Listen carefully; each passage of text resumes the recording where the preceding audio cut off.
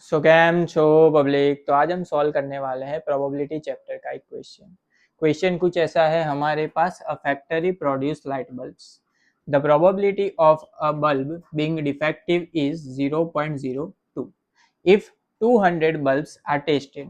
Use the Poisson approximate to find the probability that at least 3 bulbs are defective. सबसे पहले तो question को समझते हैं। क्वेश्चन में क्या दिया हुआ है, एक कंपनी है बल्ब जो मैन्युफैक्चर करती है, जिसमें से जितने बल्ब मैन्युफैक्चर करती है उसमें से 0.02% जो है जो है वो क्या है, डिफेक्टिव बल्ब्स निकलते हैं। अभी हमने टोटल 200 बल्ब का क्या किया, टेस्टिंग किया, एंड उसमें से एटलीस्ट 3 बल्ब जो है वो डिफेक्टिव निकलेंगे, मतलब 3 से ज्यादा भी हो सकते हैं। उसकी प्रोबेबिलिटी क्या होगी वो यहाँ पे हमको फाइंड आउट करना है। यहाँ पे हम लोग यूज करने वाले हैं पॉइजन डिस्ट्रीब्यूशन का। तो सबसे पहले तो पॉइजन डिस्ट्रीब्यूशन की जो फॉर्मूला है वो आपको पता होनी चाहिए। पॉइजन डिस्ट्रीब्यूशन की जो फॉर्मूला है वो आपको पता होनी चाहिए। Probability of x is equal to x, that is equal to e raise to minus lambda into lambda raise to x होगा, अपॉन क्या आएगा, एक्स फैक्टोरियल। ये पॉइजन डिस्ट्रीब्यूशन की फॉर्मूला है, हमको पता है। एक्स क्या होता है, तो जो क्वेश्चन में वैल्यूज हमको गिवन है वो क्या होगी, एक्स की वैल्यू। लेमड़ा क्या होता है, तो सबसे पहले तो लेमड़ा की वैल्यू फाइंड आउट करनी पड़ेगी। लेमड़ा इज इक्वल टू होता है एन इंटू पी। अब आप बोलेंगे कि एन क्या होगा, तो यहाँ पे टोटल बल्ब कितने टेस्ट किए हैं, 200। तो 200 जो है वो हमारा क्या हो जाएगा, एन इंटू पी मतलब यहाँ पे जो वैल्यू प्रोबेबिलिटी की गिवन है वो क्या है, 0.02 डिफेक्टिव के लिए।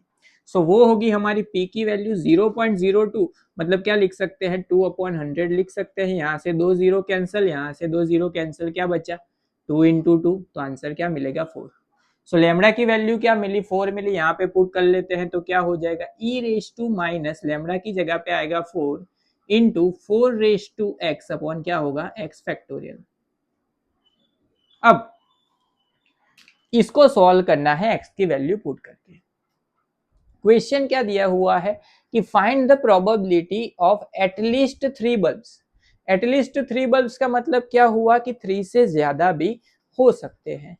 3 से ज्यादा मतलब कहां तक काउंट करेंगे, 200 तक। तो probability for 3, probability of 4, probability for 5, probability of 6, इस तरह से कंटिन्यू थोड़ी यहाँ पे वैल्यूज पुट करेंगे। तो इसको आसानी से सॉल्व करने के लिए यहाँ पे हमको फाइंड आउट करनी है value of probability of x greater than और इक्वल टू 3। तो इसका मतलब हमको पता है किसी भी चीज की टोटल प्रोबेबिलिटी क्या होती है, 1 होती है। उसमें से अगर हम माइनस कर दे probability for 0 plus probability for 1 plus probability for 2, तो हमको हमारा आंसर मिल जाएगा। इन तीनों की वैल्यू फाइंड करके हम क्या करेंगे, 1 में से माइनस कर देंगे, तो probability of x greater than और इक्वल टू 3 की वैल्यू हमको मिल जाएगी।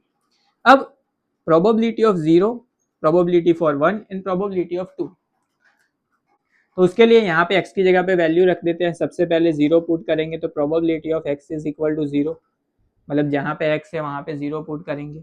सो ई रेस टू माइनस 4 वैसे का वैसा इंटू 4 रेस टू एक्स की जगह पे 0 अपॉन क्या आएगा, 0 factorial. E raise to minus 4 उसकी वैल्यू होती है 0.01831। किसी की भी पावर 0 होती है 1, 0 फैक्टोरियल यानी कि 1, तो इसका जो आंसर है वो होगा 0.01831। ये मिली हमको probability of x is equal to 0 की वैल्यू। उसके बाद सेम उसी तरीके से x की जगह पे क्या पुट करेंगे, 1 पुट करेंगे, यानी कि probability of x is equal to 1। So e raise to minus 4 into 4 raise to 1 upon क्या होगा, 1 factorial. e raise to minus 4 की वैल्यू 0.01831 इंटू 4 रेस टू 1 यानी कि क्या होगा 4 अपॉन क्या आएगा 1। इसको अगर हम 4 से मल्टीप्लाई करें तो जो आंसर होगा वो होगा 0.07326। मैंने पहले से कैलकुलेट करके रखा है, तो जो मैं देख के आपको बता रहा हूं। अब उसके बाद x की जगह पे क्या पुट करना है, 2। So probability for x is equal to 2। So e raise to minus 4 into 4 raise to क्या होगा 2 अपॉन क्या लिखेंगे, 2 फैक्टोरियल।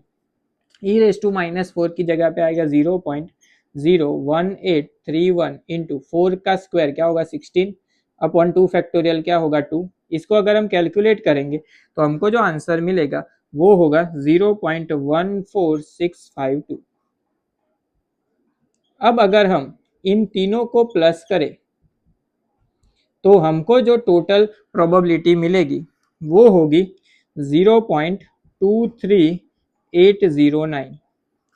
अब यहाँ पे इस वाली वैल्यू को पुट कर लेते हैं, तीनों का टोटल चाहिए था जो हमने फाइंड आउट कर लिया, यानी कि 1 माइनस 0.23809।